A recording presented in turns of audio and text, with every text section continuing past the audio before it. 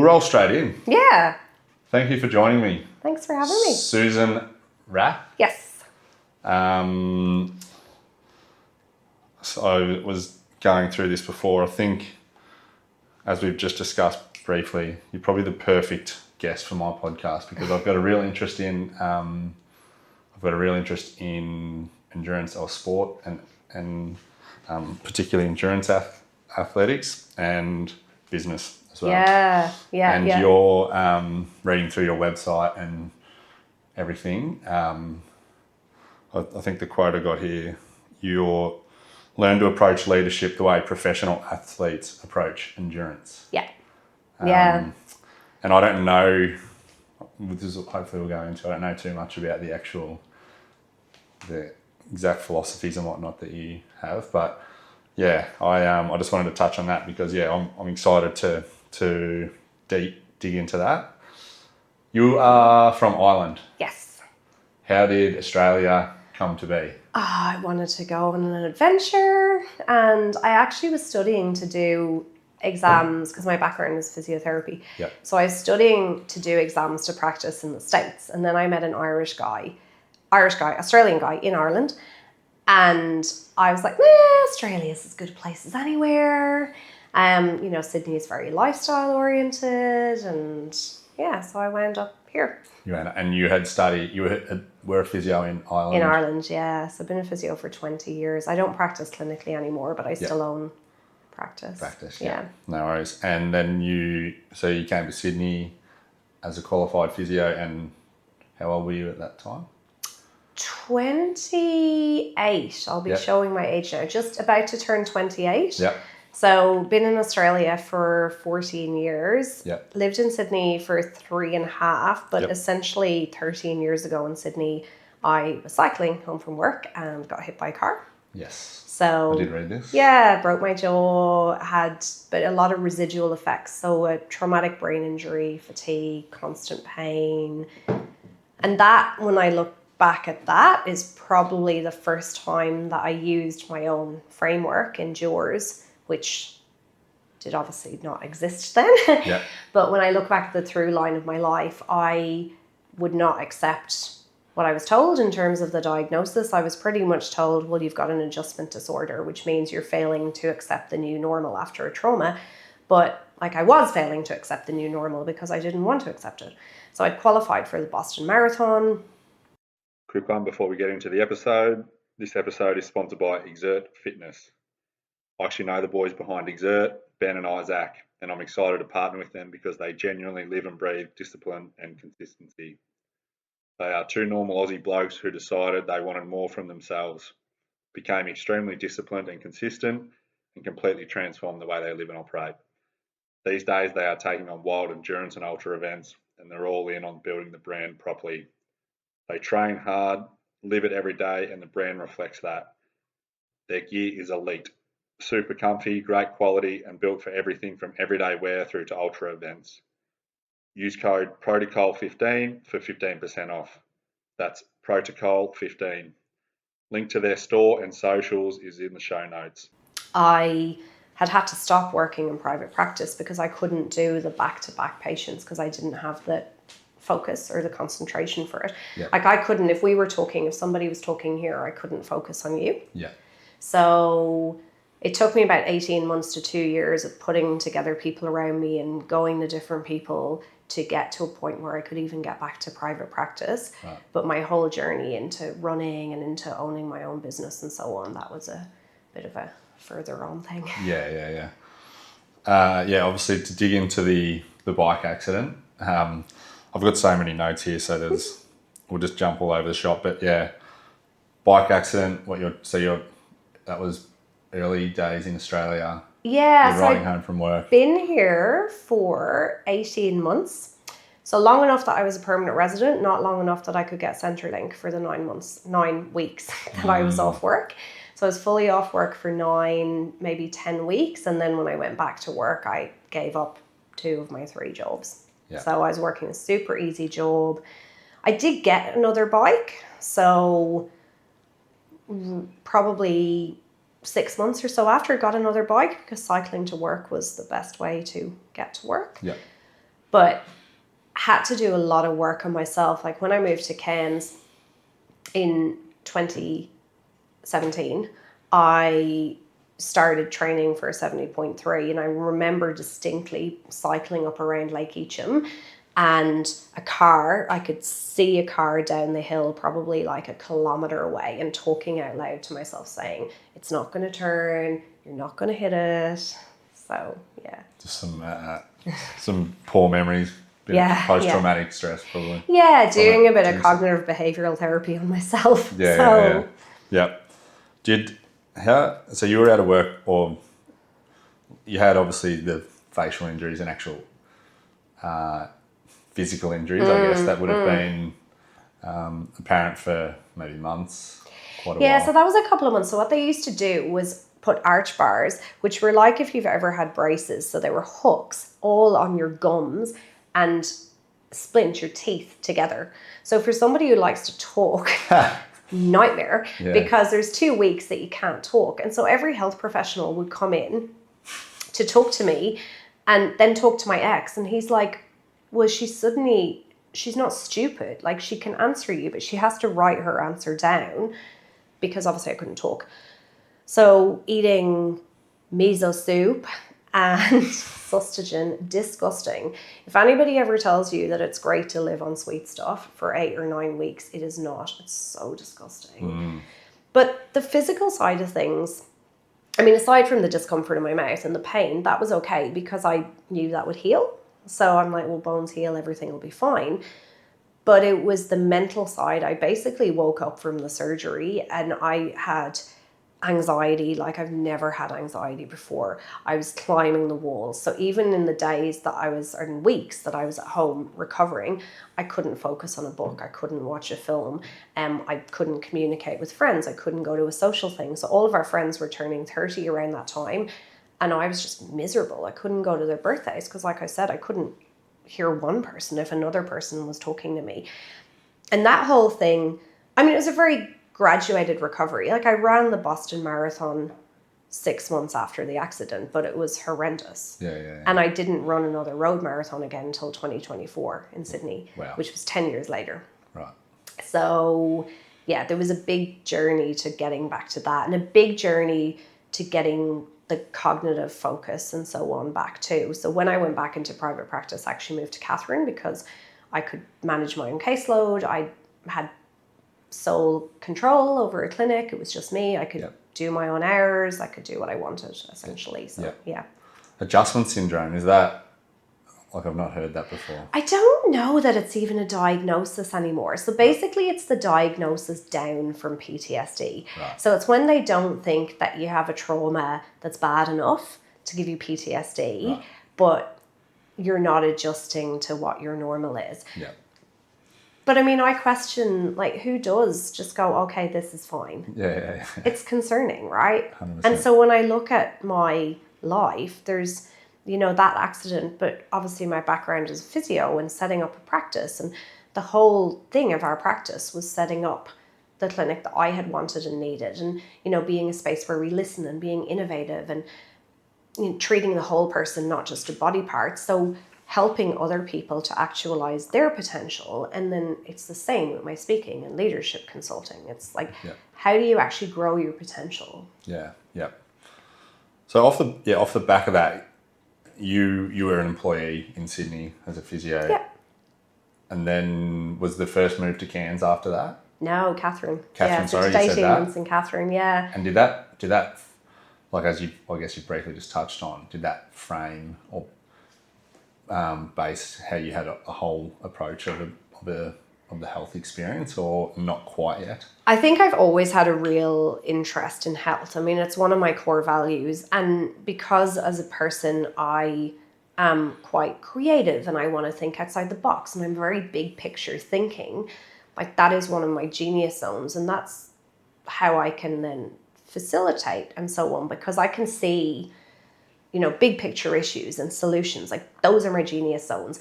Put me in the nitty gritty, like crossing the T's and dotting the I's, and I can do it, but I'm like, eh. Yeah. So as a physio, I was always like, what else is contributing? Like, is it the inflammation?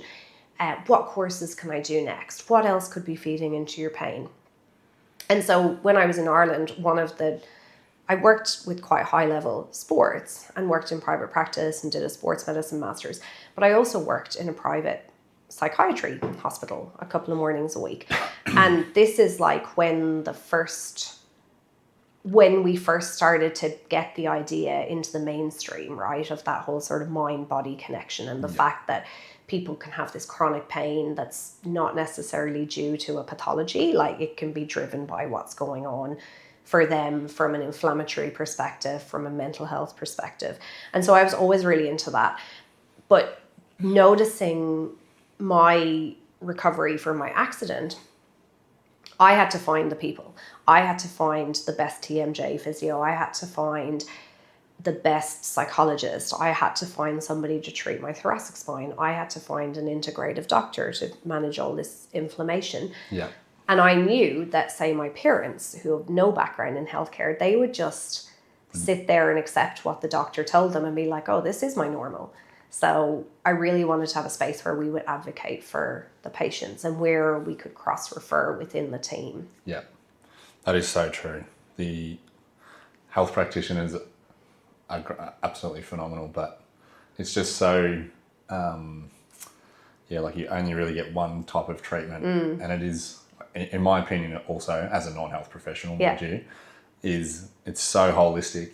There's so many contributing factors, and there's very acute injuries, which may be muscle tears, etc., which would be more physio, but chronic pain and that sort of thing can be so holistic. Yeah. And the body's amazing. I just did this run, which you might get into, from Sydney to Newcastle, one of the runs. Yeah. And the things that I thought that would bother me during that run, like I've had a patellar tendinopathy, a very low grade patellar tendon pain just at the front of my knee for nearly a year. Yeah. And I had a really small quad tear at the beginning of last year. And I thought those would be the things that would bother me, and they didn't bother me at all. Right. But then my foot just went insane. So pretty much every tendon on my foot, when I MRI'd it, because I thought I had a stress fracture, I'm like, oh, that's a lot of tendinopathies in that one foot. How do you, so you are the owner of Wellness Embodied, founder and director of Wellness Embodied in Cairns. Yeah. We're in far north Queensland. How do you, which practitioners do you have in the business? Is it all Physiotherapy, osteopathy, occupational therapy, massage, and we've also got hyperbaric oxygen therapy and a small recovery space with ice bath, sauna, and compression boots. Yeah.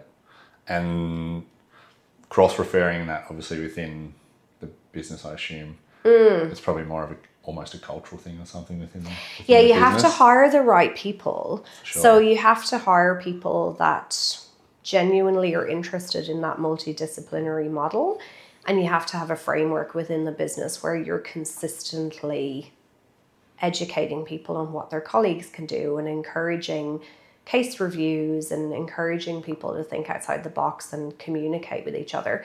It's definitely more difficult. It's more difficult than owning a standalone physio practice, and I think I made a lot of assumptions because I'm so excitable about learning and health and all the rest of it that when I first started hiring people, I was like, well, isn't everyone like that? Yeah.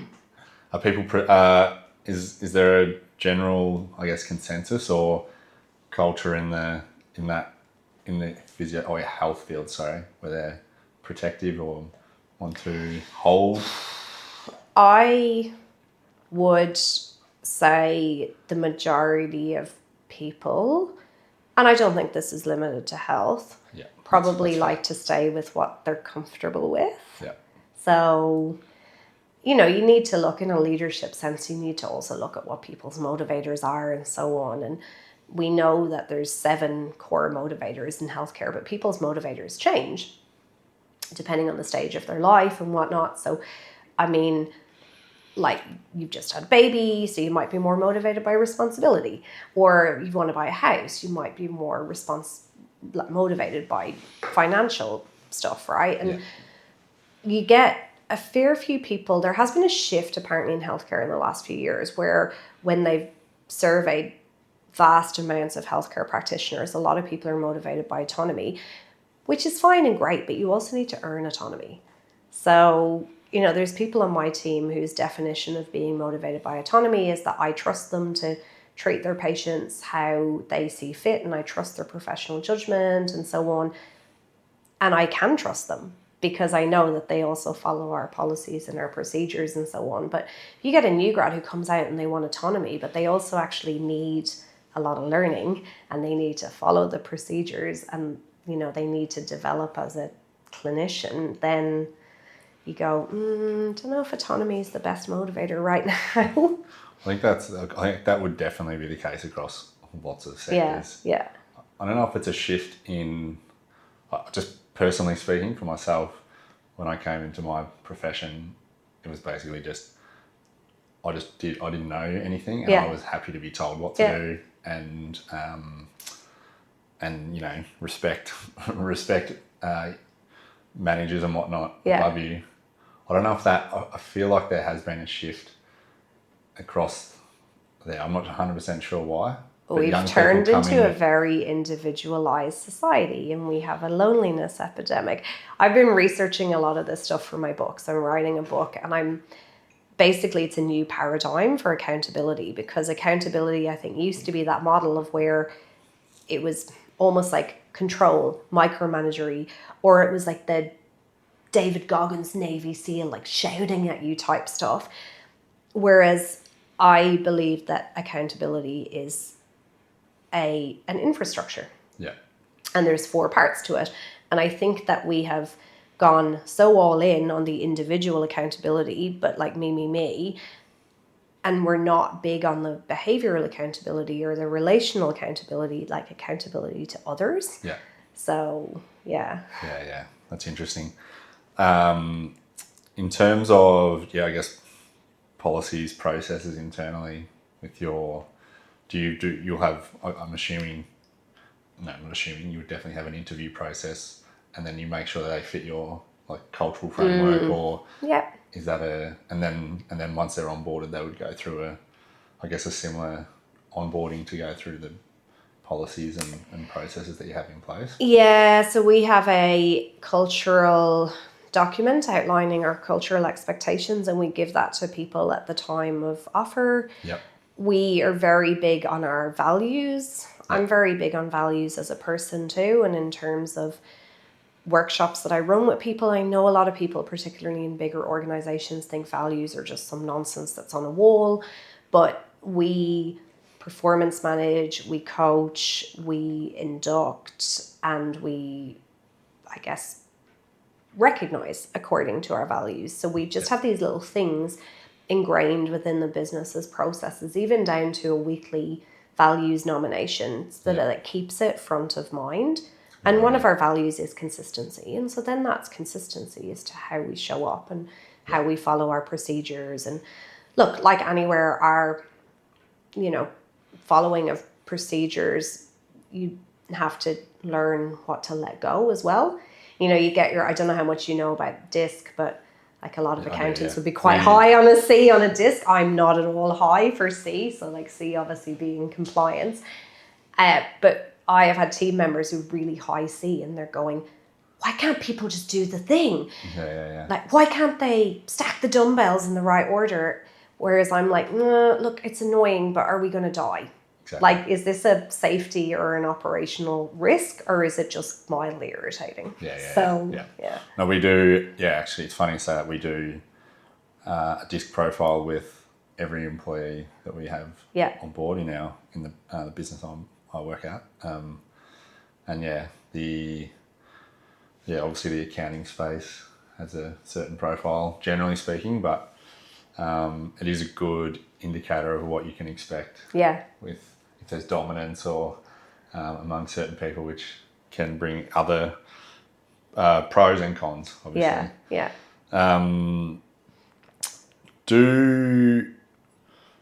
In terms of like your discipline, consistency, is grit a word that comes into the word grit or gritty? 100%. Is that something that we lack these days, or that culture? I think that, yes. So I think what we want is on the other side of hard, and we need to choose our hard. I'm reading a really great book right now by Brad Stuhlberg called The Way of Excellence. And, he talks about the old 10,000 hour thing and just commitment. You have to commit to something. And obviously it needs to align with your values and all the rest of it. But I think so when I look at identity, or individual accountability, once you know your values and your vision of where you want to go and what's actually meaningful to you, then it's easier to be accountable to it. But easy and simple are not the same thing. Mm-hmm. I think I would much prefer to pursue excellence and purpose ahead of happiness. Like, happiness can be quite hedonistic sometimes. So you could be happy and be addicted to meth, right? Like, you might be happy in that moment, but is that really purposeful? Is it really contributing? Is it really, in alignment with the legacy you want to leave or what you want people to say about you when you're not in the room? Yeah. Like, is there a congruency there? Yeah. There was a friend of mine recommended a book. I've not yet read it. He's only recommended it to me in the last day or so, but I've done a quick AI overview of it so far, and it just spoke to how grit relates to effort, and I think there was another similar word about the effort, but effectively how effort is greater than skill, and you can mould it and frame it. And the grit is something to look for in people when employing obviously to an extent. Yeah. But I mean, grit is kind of associated with a growth mentality, I think, because me too. To have a growth mentality, you have to be prepared to learn, and there's a level of vulnerability to also saying, well, I don't know. And a level of humbleness to saying, I don't know, like, can you help me to learn? Yeah. But you have to be gritty to go and learn. You have to be gritty to push through things. Actually, I probably prefer the word grit to the word resilience. And I get asked to run workshops on resilience a lot. And I think I'm a very resilient person. But resilience and grit and discomfort, like, all of these things are built over time, like peeling off the layers of an onion. So you don't suddenly wake up one day and become resilient. Like, I wasn't born resilient, no. But I built this capacity to deal with more and more discomfort through, like, just pushing a little bit more into it and pushing a little bit more into it. Yeah. I think sometimes, though, our view of resilience, particularly as business owners, is hustle, go. So we glorify the poor sleep, the I'm so busy, and I hate that. Yes, so do I don't like busy as an identity, or I don't have time as an identity, or I don't sleep as an identity. I don't agree with that. I could not agree more. You see, I guess the social media, Instagrams, TikToks, all of those, they can be great. They've got plenty of negatives, but they do. I think the balance. Just grind, no sleep, nothing, just work, does get glorified way too much. And that's not necessarily there is an element of it for sure, but there is definitely a part where I think it's definitely over glorified. Yeah. It's interesting. Yeah. That leads to a lot of imposter syndrome as well with people, because if your whole identity becomes around, your business or your work or external achievements, if your whole identity as a marathon runner, for example, is always getting a PB or beating that person or being the best at this, that can come crashing down at any moment. But if your identity is built around your values, so like the reason, for example, why I love trail running is the connection and the chats and going to amazing places, I generally don't give too much of stuff about my times. Yeah. Like, I want to do well, but because my identity is not built around, oh, I did this time last year and then I need to do this year, I'm not lining up at the start line for something with this crazy imposter syndrome. And the same in business. My identity is not built around bigger, better, faster, stronger. Yeah. That's a great point. That is a great point. I was just going to go to in my personal life, being involved in certain sports or whatever, and you do tend to develop an identity, and then you try and compare yourself to that, and so when there's failure, there's internal, I guess not in hurt, but internal noise around thinking, okay, I've failed, but it's really the values that you live by that help you with that. I mean, I think every sport does give us grit and resilience. For people to participate in a sport is really important.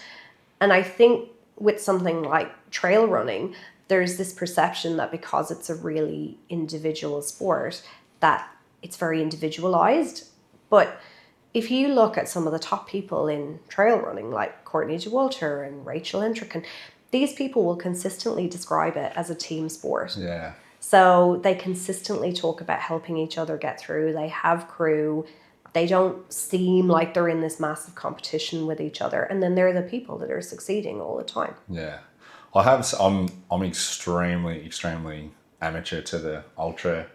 I've not really done any, but I've got some friends who are in it, and I've been to events, and the community it's extremely supportive. I'm shocked to see, especially when they're competing against each other. It's quite amazing to actually watch it. Everyone's cheering each other on, and sometimes even the people who are probably towards the back end as opposed to the front end are getting almost more support than, which was interesting to me, but it's very, very cool. The Endures system. What is the Endures? I know a little bit about from reading, but what is the Endures system? So it's my framework for sustainable high performance. So I have a number of frameworks. I have a peak performance pathway and lots of other different frameworks for segments of that pathway, but Endures was my first. And basically it's, I have a daily podcast, which I set as an endurance goal for this year, which really embraces progress over perfection, because sometimes I just voice record it on my phone. Yeah. But it's certainly not like your lovely studio setup. But when I analyze the through line of what I would die on a hill for and the things that people ask me about and what I'm really passionate about and what I am good at, the stuff that I'm good at is, big picture thinking, leadership, strategy, purpose, vision, and endurance. Like I'm pretty good as an endurance athlete. I'm certainly not elite or anything, but I'm fine. I'm never worried about a cutoff, and I enjoy it, which is the most important thing. Yeah. And so I thought about this through line in my life and, what I was really passionate about, and courage and legacy and meaning and people actualizing their potential. And I realized that in my life, I have done high performance in a really unsustainable way. Like when you set up the business and you're hustle, go, and the 80-hour weeks and all the rest of it. And I think there's a time in your life when you need to do that for a purpose, but I don't agree with that being your whole identity, as we just spoke about. Yeah. And then I've done it in a sustainable way. And so a couple of points in my life, obviously when I had that accident, but also 3 years ago, I won the Cairns Businesswoman of the Year award. And all of these people were saying to me, oh, you're so great. This is amazing. You're so wonderful. And I'm like, nah. And outwardly, at the time, I had 4 clinics. I looked really successful. It was just a headache. Yeah. We actually just closed our Cooktown clinic. Now we've consolidated to 2 clinics. It's great. Yeah. But this external stuff that people see, and they're telling you that you're great and you're exhausted. And I realized that I had completely lost track of my vision for what I actually wanted from the business. And I was so busy chasing these arbitrary goals that business coach would tell you, or, social media tells you should do, or your team want. And I was running around all the time, taking all these steps, but in the directions everyone else wanted. And so the framework essentially is 7 steps that you can do on repeat to achieve whatever you want in your life, but it just needs to have meaning to you. Yeah. And it's in vision, because there's a science to having a vision, and your vision can evolve all the time. Navigate, so that's the decision frameworks, the habits that we build. How do we build focus? How do we protect our deep blocks of work? How do we plan our days to actually get things done? Because we all have the same 24 hours in the day. Yeah. So we need to choose how we use it. Drive is obviously your resilience, but it's also, when do I change pace or pivot? So you're not just constantly pushing uphill, up the wrong hill. Recovery is strategy. And this is something I learn in my life over and over again. So in a sporting life, although my coach would probably tell you differently, I think I'm pretty good at recovery. And certainly the last 18 months, I've been reasonably injury free. Like I mentioned, a couple of niggles, but I've done more and more insane things over the last 18 months. And a lot of that comes down to how I physiologically recover. But in a work sense, my toxic trait is just pushing through. So going, oh yeah, I'm going to have a break now. I'll just quickly book a flight. So spending that break time or that lunchtime on my computer doing work that's not work, and not actually having those micro breaks. Whereas there's a science to micro breaks and planned break time, that it actually increases our productivity. Yeah. So that sold me. Then the capacity to refocus and reset is the 5th step. So it's just so important to celebrate our wins and to celebrate how far we've come. And it's the old thing of, you underestimate what you can achieve in 3 to 10 years, but you overestimate what you can achieve in a year. And so if I look back over the last 3 years of my life, it is insane. If I look back over the last 10 years, it's like obscene things that I've achieved and done that I never would have even imagined. But that capacity to actually, refocus, reset. So, to celebrate what's gone well on a daily, weekly, monthly, quarterly basis, to make sure you're still on the right track. It's really important. Yeah. Elevate. So, you hit the top of one summit. You don't actually spend that much time on the summit. So 1, you got to fall in love with the journey. But 2, you're going to see the next summit. So you're never at the end. So people spend their lives going, oh, when I hit this goal, I'll be happy. No, you won't. You're just going to see the next goal.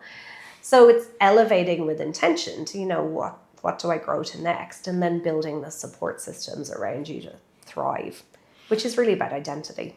I was on your Instagram profile before. You just shared a story. I wasn't sure if I'll bring it up, but I will now because you've just basically touched on it. The quote is, "What a privilege to be tired from work you once begged the universe for. What a privilege to feel overwhelmed by the growth you used to dream about. What a privilege to be challenged by a life you created on purpose. What a privilege to outgrow things you used to settle for." What a privilege is one of my mantras, particularly when I run ultras. True. We ran Margaret River Ultra, 80 Ks, the Saturday before last. Ask one of my friends I was running with, we hit this beautiful single track, and it was just stunning. And I got this burst of energy, and going into it, I was concerned about my energy levels because it was only 5 weeks since I ran 270 Ks, which was stupid. We will touch on that. But I was concerned about my energy levels. My energy levels were very yo-yo-y, and we're 35 or 40 Ks in maybe at this stage. We hit this single track. It was beautiful. And I'm just going, what a privilege. Such a privilege. We choose to do this.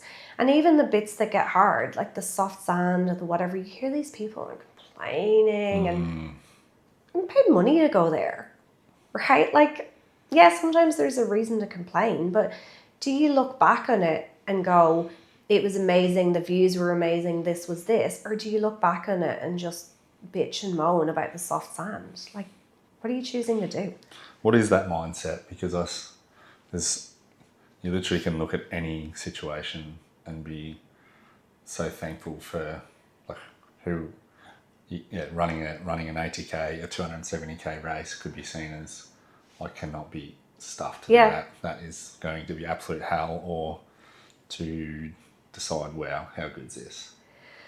And that applies across everything. Yeah. The point, I'm not sure which step it was that you just mentioned, point like the reflection or the... Yeah, refocus and reset. Because that is, I feel that so many things I can think about right now, I go, like where I am today, I go, okay, yeah, I wanted that, but I'm still just looking forward. So many, I don't feel like I've maybe achieved, but really, there are things you have. Yeah. Yeah, I mean, I think the choice has to align with your values, right? Like I spoke to a journalist actually the other day in Sydney, and they said to me, oh, you could be really intimidating because, you run marathons and do all these things. I'm like, I don't care what anyone wants to do. I don't care if you value having an amazing garden or baking the best cakes. Whatever it is, though, you value, find a way to make it happen. Go all in on that thing and don't get distracted by all of the other nonsense. I look at nice houses, for example, and I think, oh yeah, that'd be nice. Or I look at people whose houses are very tidy or very minimalist, and I go, oh, that'd be really nice to be able to find stuff. And then I remember that what we actually value is being outdoors, which is why we've got the bikes and the camping gear and the running gear. And if that takes closing the door on a room that's full of mess, then that's the choice that I'm making. Or we value traveling, and we value having these little mementos that anchor our travels, right? That we have memories from our travels. And so I would prefer that over, a my house rules, perfectly manicured house. And so I have to just remind myself of that if I get annoyed about not finding things. I think everyone gets caught you get caught in the weeds, in the nitty gritty, and you just need the refocus, reset is the perfect, just to pull you back out. But to actually have a system to do that is obviously key. Do you, let's talk about your speaking. Is the Endures system the main thing that you would, because you do some really great keynote speeches around the world? Yeah. So I just went to Brazil and spoke at Agile Trends. So that keynote is the flagship one, I guess. Yeah. It's called Beyond the Peak. And I touch on 3 of the 7 steps of Endures, because really Endures as a program, as a coaching program, is a one-on-one program for service business owners, essentially, or leaders with skin in the game. Because I'm all about people with skin in the game. I have been to and I have done a lot of workshops where people leave and they're really motivated. But if you don't have skin in the game, then you don't have any reason to implement the thing unless it becomes part of your system. So it can be a whole organizational, team-based system as well, and be tailored and so on. And there's lots of little, accountability pieces and, redesigning the rhythm of work and so on within it that can be implemented by the organization as a whole. But a lot of the time it has to start from the owner or the leader. But yeah, so in Beyond the Peak, I touch on 3 of the 7 stages. And really a keynote just ignites. People leave with a framework. They leave with a couple of steps that they might do. And it's then the coaching and the programs sort of cement the work. Yeah. And do you, I guess off the back of the keynotes, you then offer like a coaching platform to business owners and whatnot to then probably dig further into the 7 steps? Yeah, and I do a lot of leadership workshops as well. So I do a lot of like team quarterly days and team workshops and once-off stuff, because people always identify once-off things they want to do. And I do the same in my business, where I'm like, oh, it'd be great to have someone come in and speak on adaptability. And I still get external people to come into my business, because someone else will come in and you'll have said something 150 times. And everyone's like, wow, that person was amazing. You're going, okay. But yeah, sometimes a different voice and a different angle is useful. Yeah.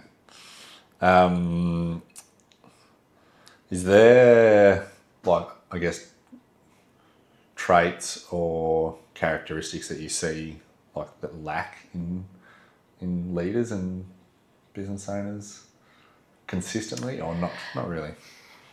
I think that, I mean, what saddens me, and this is why I'm really passionate about working with business owners and, you know, particularly those service-based business owners who've had an established business for a while, you know, it looks externally successful, they're contributing to the community, they've got a team of like 10 or more people, but they're in a well-paid job. Like they're a well-paid task manager, or they're pulled in a million different directions, or, you know, they're wondering if it's worth it, or they're wondering why they set it up in the first place, or they're delaying gratification, right? Like delaying the travel, delaying this, delaying that until, you know, till this settles down, till the new hire, till we get over this thing, till the next budget, till the kids grow up. Like the list just goes on. We've got one life. This is something I'm so passionate about. There's a book called 2000 Weeks by Oliver Burkeman, where he's like, the average person lives till just over 80 now. You've got 4,000 weeks. You're like 4,000 weeks on the sun, on the planet. You can't do everything. So why aren't you just doing the things you want to do? And so we will do stuff like, I book my travel, the training I want to do, and the races I want to do about a year in advance. And every time something comes up, like I just went to this media event in Sydney on the back of coming back from Margaret River Ultra, and I'm going, oh, it's really not the right time. I'm really tired. Why did I sign up for this? And then I go down there and it's amazing. And I got these great contacts and learned so much, and it was wonderful. So I think without overloading ourselves to death, I certainly don't plan every ounce of my day, although people would probably argue otherwise because they think I do. But sometimes you just have got to put in your rocks first of what really matters, and then work your life around it, because there's never a perfect time to do things. So anyway, I've gone off tangent. So business owners, it really saddens me when business owners don't get to leave the legacy or live the lives they actually set up their business for. And leaders, that's a difficult one. Like, no one wants to be in leadership anymore. It's like CEO is the least wanted job in Australia. So really? I think the core, you know, leader burnout is huge, and particularly female leader burnout. I think I wouldn't like to generalize traits, but I do think it's important to make anyone aware, particularly because we're in this world of instant gratification, that leadership is not a title, it's a behavior. So in Wellness Embodied, leadership is one of our values, and we workshop it with our team. And at one point, you know, we had somebody in to workshop it, and he was seeing it as a title, and he was kind of trying to steer them away from having it. Whereas in my head, I'm like, it's part of the acronym. If we're going to change it, it needs to be something else that begins with an L. But I'm like, yeah, but whatever you want, guys, but it's part of the acronym. Like, but we agreed on it as behaviors, and, you know, no triangles, and how do we communicate with each other, and how do we lead the client journey, and how do we, you know, show up with a growth mentality. I'm not sure in the health industry again, not in my world, but like a flat management structure, or how does that? No, we have leadership development pathways in our team. Yeah, nice. So I have 2 lead clinical mentors. I have 2 people who I've just promoted to senior physios, and they're trainee leaders, and that's really until they actually have specific things that they are fully holding the card for. Yep.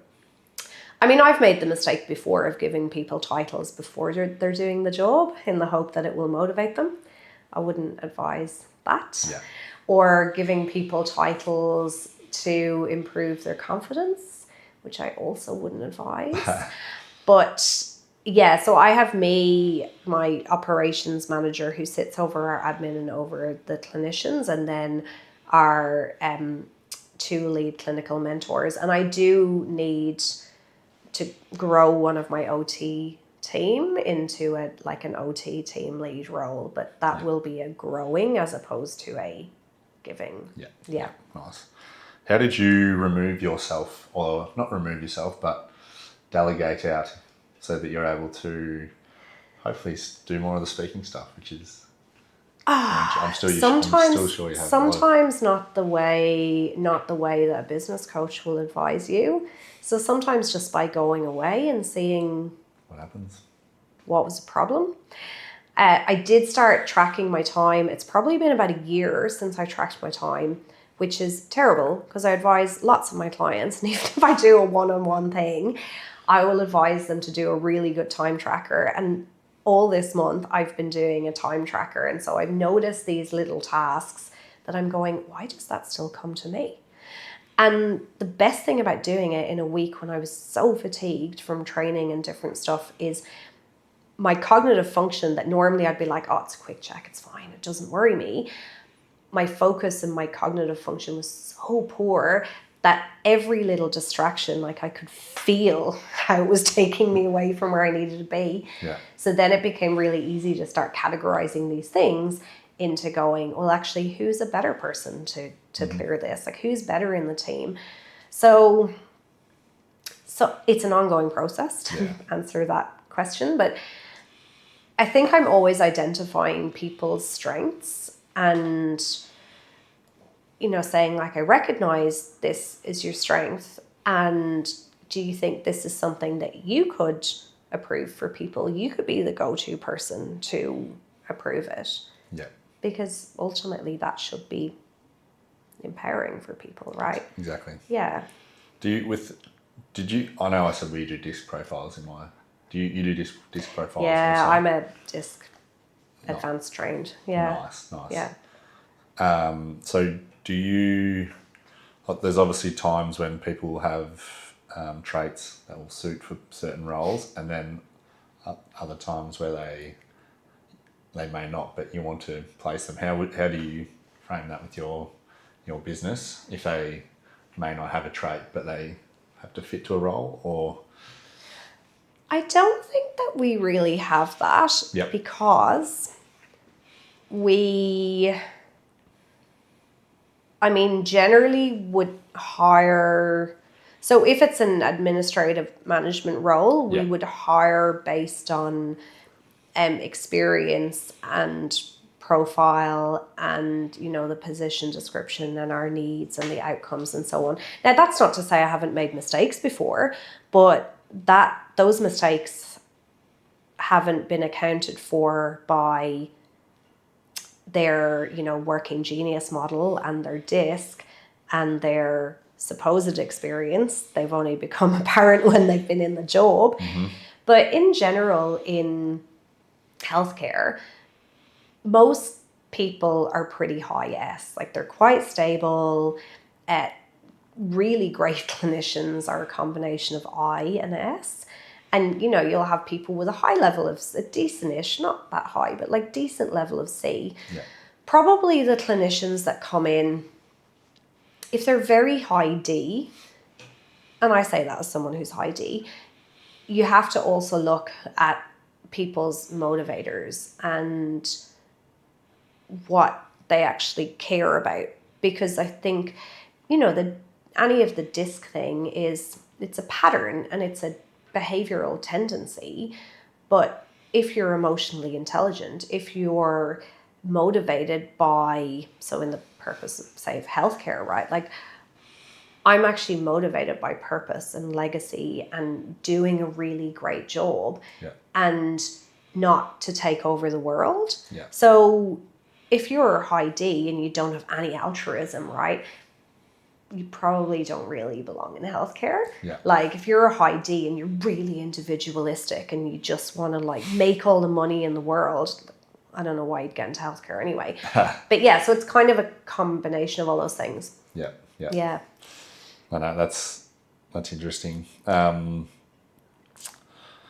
The combination of endurance and business, what are the traits from, I think, is it endurance first or is it business first, or like which, the egg before the So chicken? I How's was the an crossover? endurance athlete before I owned a business. Oh, sorry, But I guess the traits in, is it the traits in endurance that you athletes apply? that translate across to, so it's really about the traits for being a successful, and I define success by enjoyment and longevity and participation and community and meaning, Yeah. as opposed to success in terms of winning Olympic gold medals. Yeah. Because there's enough Olympic gold medalists going around trying to shoehorn a leadership lesson when they've never led anyone. Mm-hmm. So yeah, the traits of a successful endurance athlete, when you meld those with the traits of success in business and in leadership, you can see a lot of crossovers. So my TED Talk, whenever I ever get around to pitching and writing it, will be on some variation of how endurance athletes make great employees. Yeah. Because they're appreciative, accountable, action taking. Yeah. Now, probably hashtag not all, right? But yeah. That's my thesis that I'm going with. No, I like it. The consistency and the discipline is obviously a key trait in, which then really ties into probably reliability.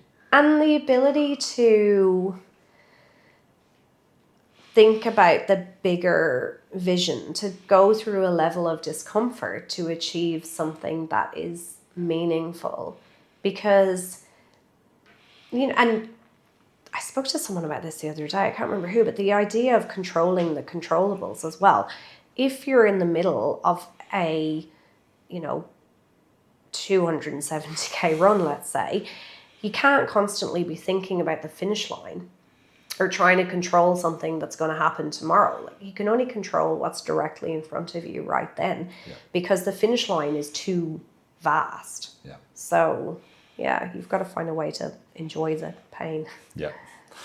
No, I love, as I said, this was one of my favourite topics because I enjoy both. Yeah. These are some of the recent events I've got listed here, so apologies if I've missed any. But the 270k Great, is it called the Great North Walk? Yeah. I'm assuming it was a walk? Or it wasn't an organised event. No, the route is called the Great North Walk. And basically, I decided that, we had a voucher for accommodation in the Hunter Valley. That was part of the thing. So I decided the best way to get there would be running there.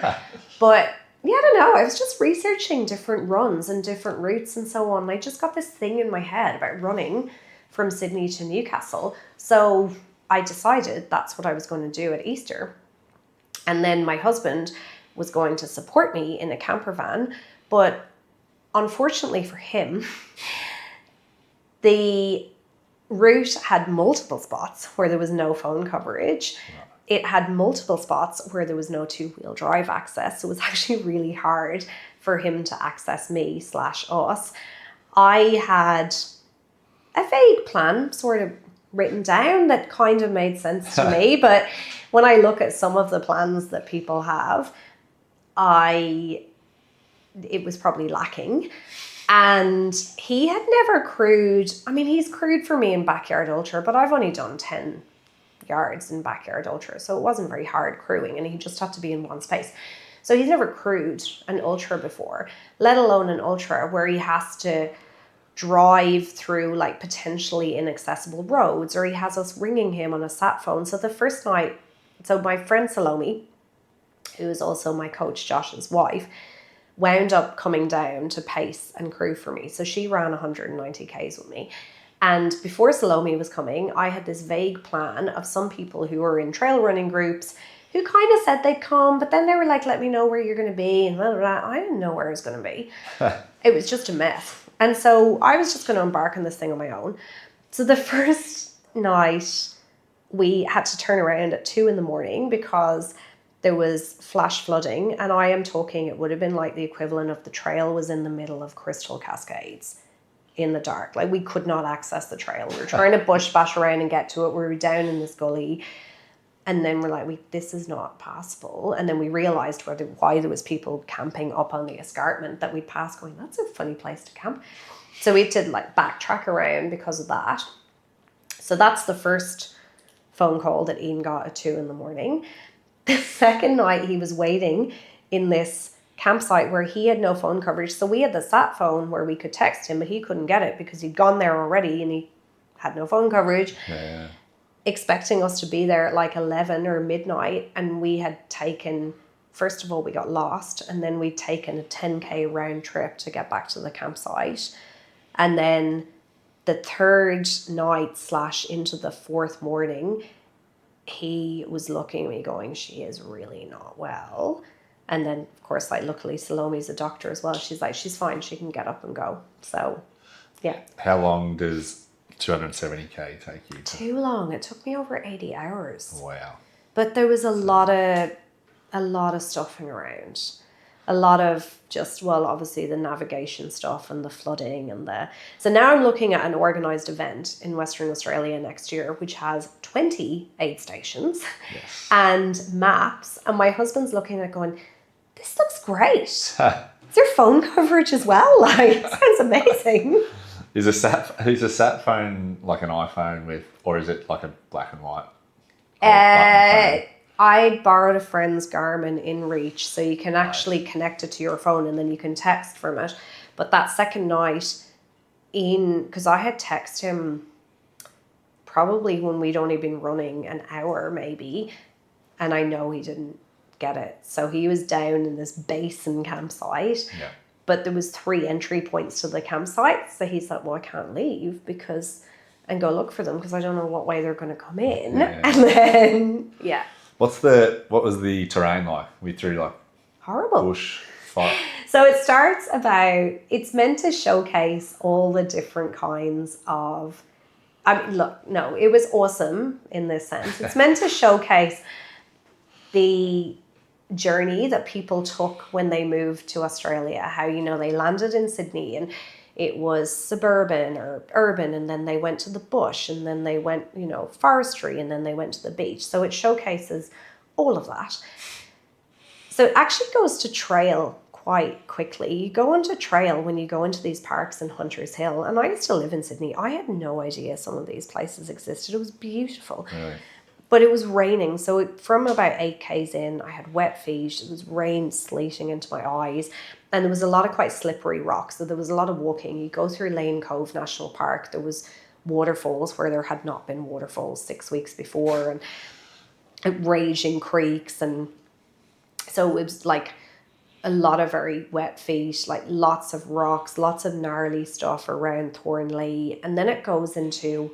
People had told me about this, the state forests, but they were just, like, the place where we got lost, I kid you not, it took us an hour to do 1 kilometre. And we had all trails on, but we'd gone into this section that was only 3 kilometres in the state forest, and the signposts had just stopped. There was no signposts. And so we're following all trails, we're on the path, and then we're not on the path, but there's no path. And then we're in this creek bed, and the path is there, but it's not there because that's like a sheer ascent. The path on the phone? Yeah, on the All Trails app. So we were literally just bush bashing around this creek bed and up and down these ascents for an hour to find the narrowest little dirt track. And then the third night, there was trail that was barely walkable. It was just up, down, around this little gully. And all the time I kept going, do you think we're at the top of the ascent bit yet? How was your mindset meant, like, when you're tracking through that? And what time of the year was this? Like Easter. Yeah. So it's getting cold. It was pretty cold at night, but it wasn't cold when you were moving. But, then some of the terrain was so gnarly, or I was in so much pain that I was barely walking and not even running. So that was obviously not great. But then the last day in Newcastle, there was a heat wave, so it was well over 30 degrees. And you go onto the section on the beach, which is never ending, and you're just in the full sun, and you're going, oh. I think my mindset was good. At about 230 Ks, it's probably the first time I said I didn't think I could do it. But at that point, I'd started bargaining with myself because I was like, oh, I've done my first miler. What's the point? It's not an organised event. And I'd said all along that if it went past the Tuesday morning that I was done. And so the Tuesday morning I was starting still with almost a marathon to go. I was like, is there really a point to this? I don't think I'm going to be able to walk anyway. You know, like, it doesn't matter. I'm just like, I'm fine to call it. And I had this really bad cold. So the last morning I woke up just coughing a lung up. And that's why my husband was so worried, because he literally had sat there and watched me struggling to breathe for the 45 minutes that I did sleep. And he's like, I thought you were going to stop breathing. So yeah, I think to see your loved one like that, having not seen them like that before. Yeah. But it, you know, with hindsight, it's amazing, because that fourth, and it's amazing what your body can do. Because the third morning I woke up and I genuinely could not walk. Like, I couldn't walk to the bathroom. I couldn't flex my foot in either direction. I had the sharpest pain. I thought I had a stress fracture. That's what I thought after. But at the time, my whole foot just hurt. And I just like put the compression boots on. I taped it. I needled it. I took painkillers. I like put some gel on it, whatever. And I thought, no, this isn't going to work. And then it just magically worked. And I took off at this kind of little jog. So then the fourth morning, I was lying in my bed in the camper van after my 45-minute sleep. And I'm like, I just know I'm going to get up in agony. I know I'm not going to be able to walk. But my foot was still taped. And then I got up and I went, oh, it's not actually that bad. It's okay. And then Salome and I just took off running. And we were going at this, like, I'm saying really good pace. I mean, certainly not my marathon pace. But like running for 30 something, like nearly 30 Ks, until she had to then stop, pull out and go home. And then I struggled for the last 10 Ks, but that was fine. And Ian was going, how are you suddenly running? Like, you were on death's door 2 minutes ago. Yeah, it's amazing. That is phenomenal. I always make, not this is a situation for this particular race, but the things that go through your mind when you're, and the excuses telling you to stop can often be, like, it happens to me, but not when I'm doing a 270k run. When I'm doing a 5k run, a 10k run, the things that cross your mind. Yeah. But being able to push through, or having that. Just, I think one example of that, what a privilege thing. So on the first day when I was running on my own, I ran the first 50Ks on my own, and it was lovely. And I was running, like, I ran a lot of it with no music. And at one point, in my head, I was like going through my, to-do list. And this thing hit, because I hadn't submitted my PowerPoint stuff for Brazil. And in my head, I was like, oh, yeah, I need to change that around with that. So I might get my VA just to switch that slide with that this evening. And then I went, no, there is no this evening. All you have to do between now and Tuesday is run and eat and recover. I'm like, how good is that? And then I said to Salome, you need to remind me of this. Like, it just dawned on me that all I have to do is run, eat, and try and recover. Yeah. So getting that perspective in the middle is important. Another one of the many events, but cycling across South America. How many kilometers is that? And so many questions. It's under 1,600 from the coast of Chile, so Valparaiso, just north of Valparaiso, out of Santiago, to just south of Buenos Aires. Yep. I mean, you could do it a lot quicker if you cycle across Patagonia, but you go up and over the Andes. So we crossed the Andes at 3,800 meters on essentially an 8-kilometer straight up dirt track that nobody really drives up, and then came down this horrendous descent that had ripping crosswinds, and it was freezing, and then entered Argentina, where everybody just wants to either not avoid you or actively try to kill you on the road, it seems. So Chile's got a great cycling culture, and we'd ridden in Santiago with a guide there a couple of weeks beforehand. So we'd already been up the Andes to about on a road, a proper road, to about 2,600 meters. So we thought, like, I had been up and down Copperload so much. I'd done so much elevation. I was in this false sense of security that everything was going to be fine. And it was brutal. If I had to choose between that and running from Sydney to Newcastle again, I would run from Sydney to Newcastle tomorrow. Yeah. Wow. Was because just the difficulty or the logistics of with like road rage maybe? The roads were terrible in Argentina. Yeah. And it was incredibly boring. So I thought, like, I always look at these people that cycle, you know, down the Stuart Highway, and I'm going, why do you cycle there? Like, you're cycling in the Northern Territory.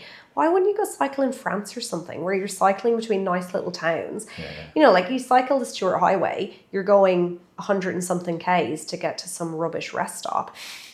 This was like that. So we'd be going, oh, we'll go to this nice town. We were like almost dizzy just from passing cattle, maize, sunflowers, cattle, maize, sunflowers. No cars aside from like cattle trucks that you'd have, like, you'd see the truck coming and you'd have to bend down because you're about to get like swept off the road. And then the road surface was horrendous. Terrible. Yeah. So, yeah. And I think, you know, to be honest, cycling, I mean, I do cycle, like I'm cycling in the 70.3 in a team, and I like cycling as a cross-training thing, but I'm not a particularly fast cyclist. Yeah. And I actually really enjoyed how strong I felt in the training for this, and I enjoyed doing the training and like was really fit off the back of it, and then signed up for an Ironman off the back of it, thinking I'm never going to be this cycle fit again. But, you know, would I choose to do it again? Probably not. Probably not. What was the reason? Oh, just an adventure. Just an adventure? Yeah. I love it. Yeah. And the logistics of traveling South America, there would have to be some stories. We did this with a group. Okay. So it was organised. So they actually had Argentinian sort of guides. Right. Funny thing about Argentina, and I hire 3 Argentinian physios, and I tell them this story as well. They've got all these checkpoints on the road. And so everybody had us prepped with our passports, and we had this, you know, letter in Spanish explaining what the bike ride was, etc., etc. And then we'd like go through this checkpoint, and 10 Ks down the road, because Ian, my husband, and my brother did the ride as well with me. And they're all going, did we go through the checkpoint? I'm like, yeah, there was no one at it. So they have all these checkpoints, but they're only manned at sensible times of the day. So nobody's actually going to be there at 7 a.m, or, you know, when it's afternoon tea break or whatever. And so we were going, yeah, but what about if you're a criminal, would you not just go through at like 7 a.m? And their Argentinian guys just couldn't understand the question. They're like, no, but the criminal activity is normally in the late afternoon. And we're like, but would you not change the time of your activity to be earlier? I mean, it kind of seems like it makes sense. That's funny. Normally in the third world countries, you see them positions like that. I know in like Southeast Asia, you go to some places and they'll have, not necessarily border checkpoints, but just security jobs. They might have 5 security staff at one little. So normally you see the opposite, but yeah. Hey, that's how it rolls there, I guess. Ironman, you've completed a few of those. I have an Ironman medal. Nice. So, you know, it's up to you to decide if I've completed an Ironman or not. I signed up for Port Macquarie after I came back from South America. So I had about a 10 or a 12, I think maybe 12 weeks, because I hate swimming. So I was like, I have the cycle fitness. I know I can do the run. I can give you 12 weeks of swim training, that's it. And like got up to this, like the swim fitness came up better than I thought. The last couple of weeks I was super over it. Like once I hit the 4,000 meters, I'm going, right, I'm done. I can do that now. So I have to keep doing it. Yeah. But then I woke up on the morning and they cancelled the swim.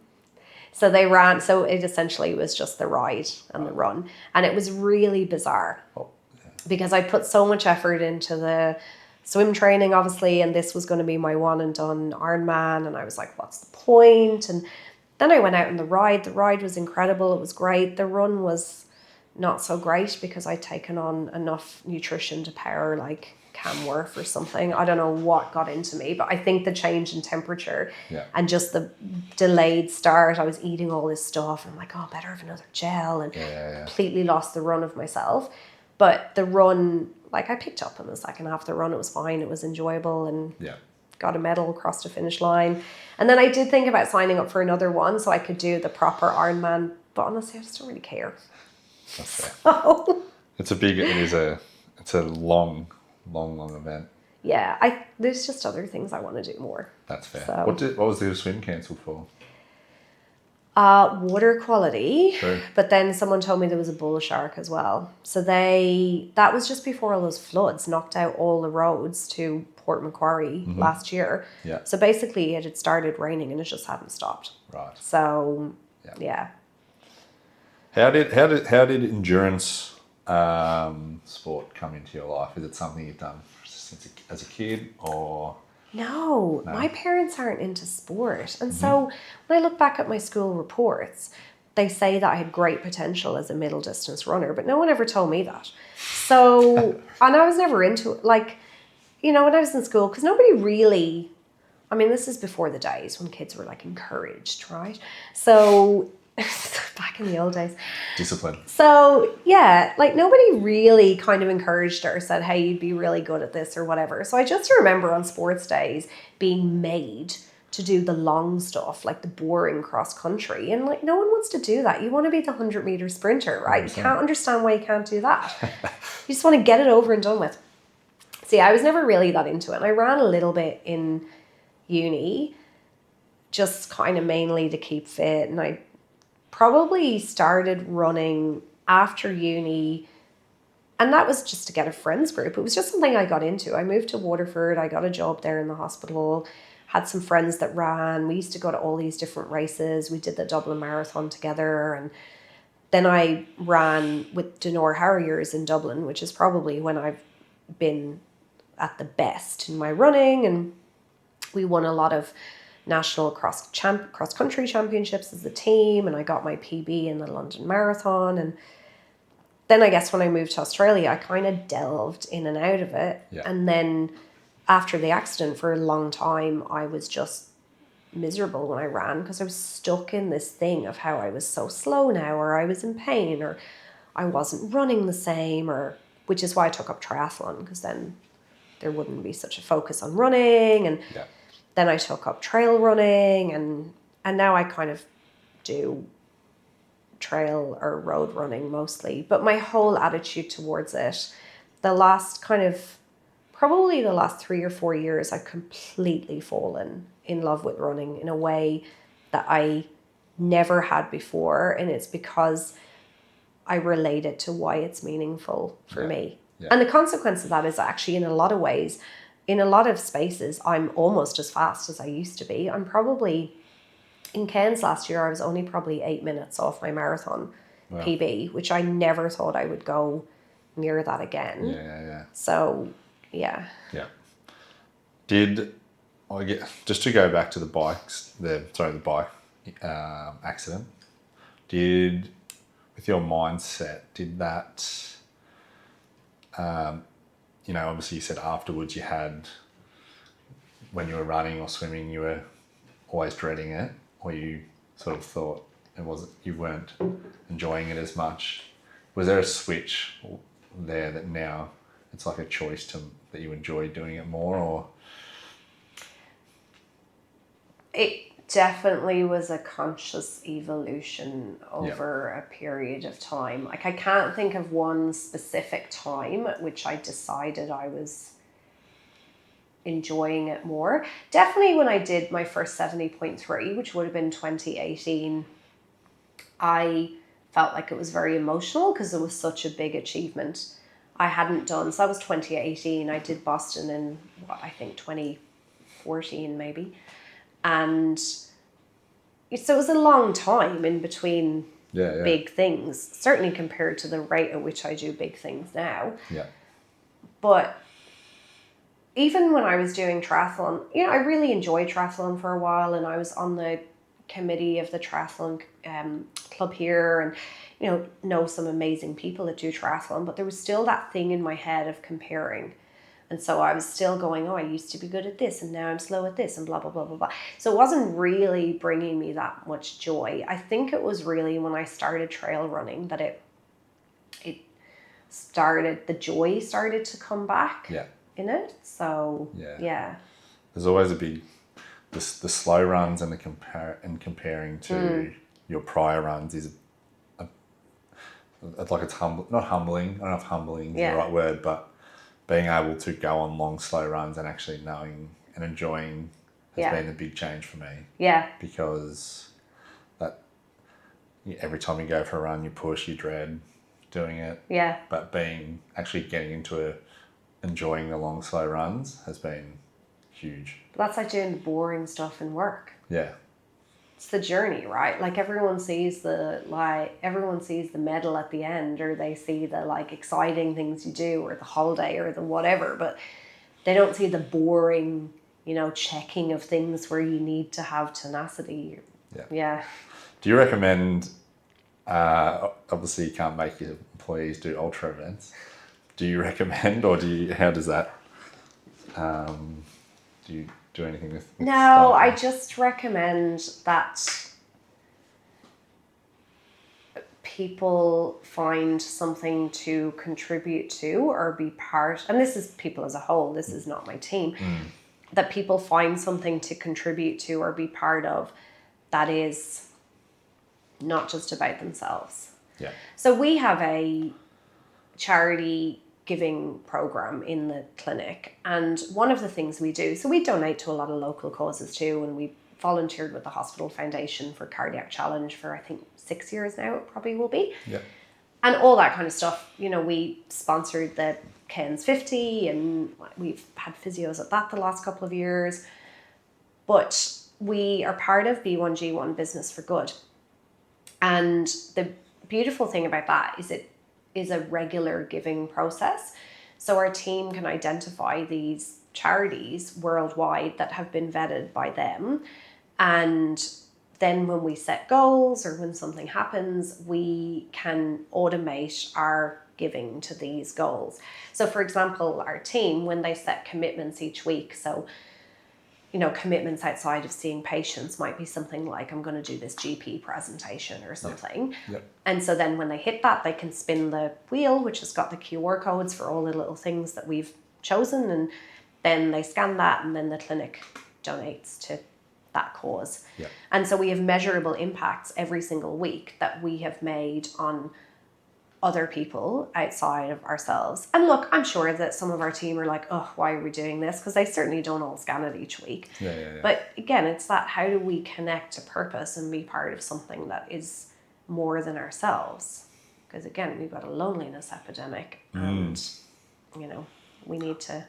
That's a great concept. So they will complete a personal, is it more like PD or more something? So they can choose what their commitment is. Yep. So the commitment could be, I'm going to organize a social event for the team. I don't care. I don't guide people as to what to commit. I put commitments in every week so people can see with transparency what I'm doing, what the sort of big goals are for the clinic or for me to do for the clinic that week. But it's really up to them what they choose. But also for people's birthdays and for their work anniversaries, we get them to choose their own charity, and we then donate to that charity, because otherwise you're giving people vouchers and stuff. It's just disingenuous and no one cares. And there's actually been research that shows that. So there was a research study in the UK that a mentor told me about, where they had these older people and they gave them an allowance to put on, they had a really bad winter, they were all freezing to death, and they gave them an extra allowance to put on the heaters, and they still wouldn't put on the heaters. And then they gave them something to look after, like a kitten or something. And they would put on the heater for that kitten. So people will often do something when someone else is going to benefit from it. Whereas if it's themselves and it's just, you're going to get a birthday voucher or something whoopee. That's interesting. That's a great concept. I haven't heard something like that before. Yeah. That's awesome. What else do I have? There's so much stuff on this list, honestly. I think we're just going to have to do another version 2 at some point in the future. But I do want to touch on you've very recently completed the Margaret River Ultra. Yeah. How was that experience? Was that the first time you've done that? Beautiful. Yeah. Yeah, so I want to go back twice next year. I have my eyes set on Delirious West, which is the only 200 miler in Australia, and nothing about last weekend has turned me off Delirious West. Yeah. And there's also a Bibbulmun race, which is another rapid ascent race. So honestly, I think if Rapid Ascent put a race in Iran right now, I'd be like, oh, it must be a good course. Better sign up.